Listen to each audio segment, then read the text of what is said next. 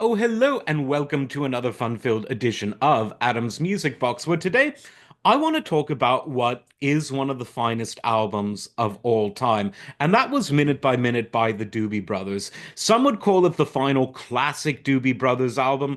I can see why you would call it that, but even though it wasn't their final album, it was something where, if you consider it their final classic album, and it was their final album of the 70s, talk about going out with a bang, because there were a lot of bangers on this album. Not least of which is What a Fool Believes, co-written by the great Michael McDonald and Kenny Loggins. And this is just the perfect song.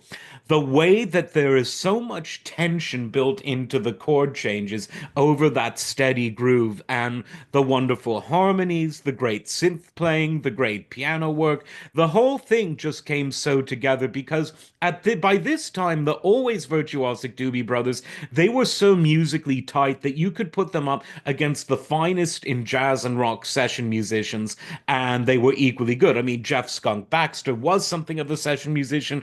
You could say the same sort of about Michael McDonald, but the point is, these guys were just so tight in the studio, and it was sort of the golden age of being tight in the studio, because it was sort of after the age where studio trickery of the Pet Sounds and Sergeant Pepper's era was kind of equally important to the playing itself, but it was before sequencers became overly dominant. It was well before things like Auto Tune and Pro Tools. It was the era when, if you knew how to play and knew how to play well in the studio, you could get such a fantastic sound out of those 24-track multi-track tape recorders.